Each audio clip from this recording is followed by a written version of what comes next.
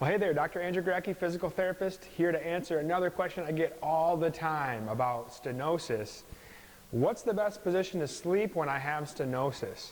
And there is a very scientific answer here, which is going to hopefully be helpful for you as you're dealing with stenosis, if you're dealing with stenosis. So we know that the worst position to sleep in is flat on your stomach. The reason is because when you're laying flat on your stomach, gravity pulls your spine down towards the ground, which makes the spine go into extension or arching backwards. And we know that there's one of three ways to make the hole smaller and close down on that nerve, and one of them is extending backwards. And so laying on your stomach, you probably already know this, is not a good position if you want to reduce back pain from stenosis.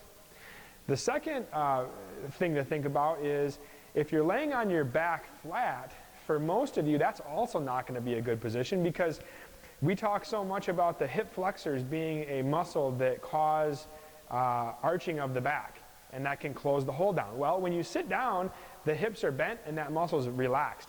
When you lay on your back flat and your legs are straight, that causes tension in this muscle, and that can also cause a pull on your spine and make your spine arch, which closes down the hole.